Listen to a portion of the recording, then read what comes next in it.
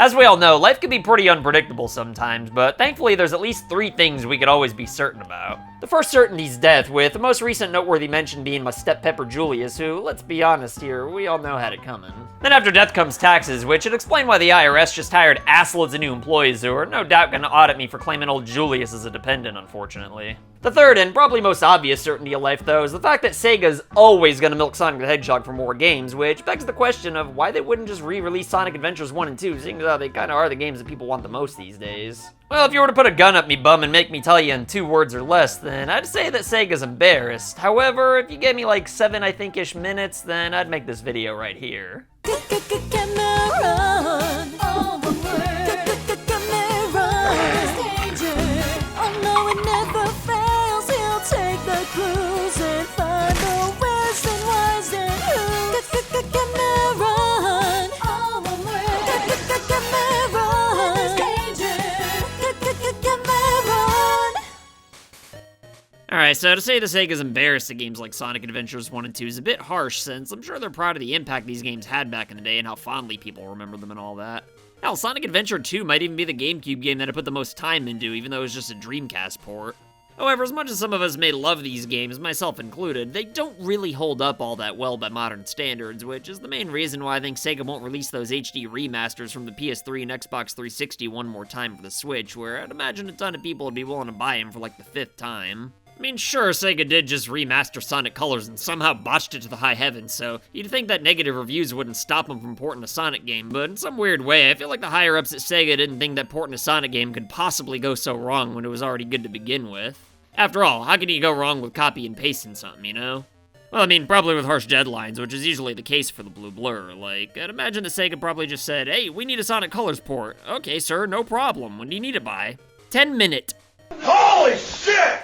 To be completely fair, I haven't actually played the Sonic Colors remaster myself, mainly because I took everybody's word for it being trash, but also because it wasn't that long ago when I actually played the original game myself, so I didn't really feel the need to play it again, especially since it's a Sega game and it'd probably be on sale for like $15 like 9 months after its release date. As far as the older Sonic games like Adventure and even Heroes go though, you could argue that Sega just doesn't want to re-release them so soon, but I think they were bummed that the remasters for the first 2 Sonic Adventure games got horrible reviews from people who were judging them by modern standards, and would rather just try to keep the legends of those games alive by sweeping them under the rug. I mean, if they wanted to space things out, we wouldn't have seen the Genesis games get like 47 ports every year, so I don't think Sega would be embarrassed to port Sonic Adventure twice in a decade. Now, a lot of people would argue that Sega doesn't care about quality when it comes to Sonic the Hedgehog, given how mixed the recent games have been, but with the exception of Sonic Boom, I honestly think that they do care to some extent. And with Sonic Boom, it was really more of a contractual obligation type of situation with the animated series rather than an official Sonic Team game. I know the Sonic Forces isn't the most popular game in the world, but at the risk of being buried in the comments, I think it would have been remembered a lot more fondly had it come out in like 2002. Not saying the game didn't have its faults, and it was pretty lame that it finished it in like 3 hours, but I do think it's better than most people give it credit for, if I'm being honest.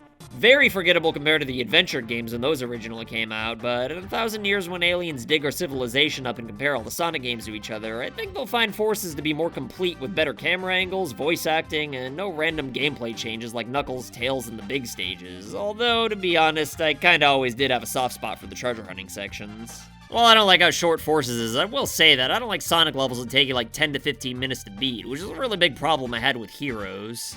Ideally, there should be a middle ground of some sorts, but I'll take short and sweet over long and drawn out any day of the week. But while I do think Forces is technically the better, more well-put-together game, I'm not gonna say that it is better, and it's certainly not as memorable as the Sonic Adventure titles, but I do understand why Sega's not really in a hurry to shove these games down our throats like they do the other games just yet.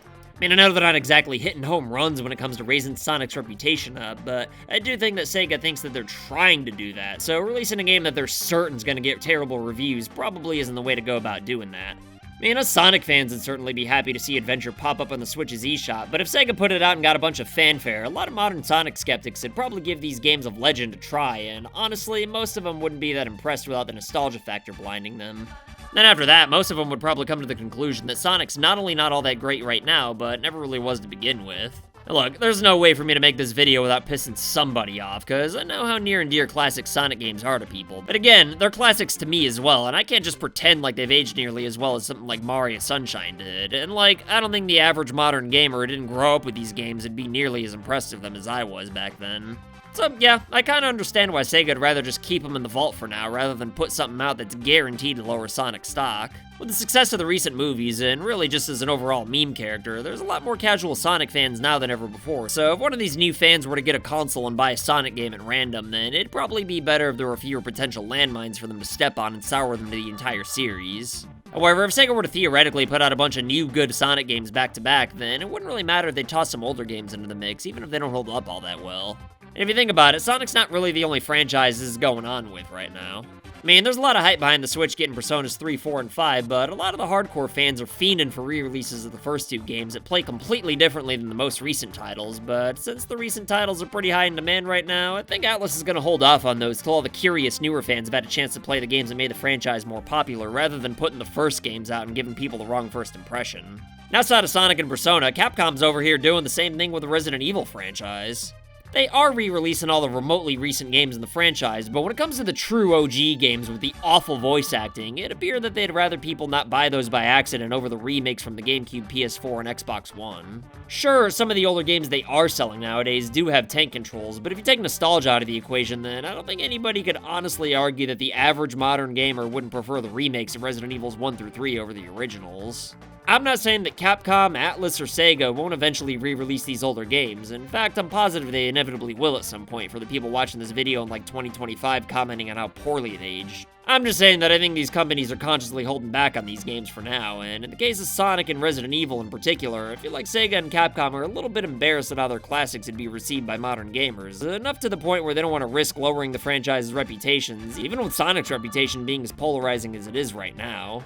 Anyway, that's all for today, though, but if you got a kick out of my incoherent rambling and disturbing imagery, though, then you should check out this video I made ranking every Green Hill Zone in the Sonic the Hedgehog franchise, but you'll excuse me, though, I gotta go check on this really cool Ponzi scheme I got going on. Later!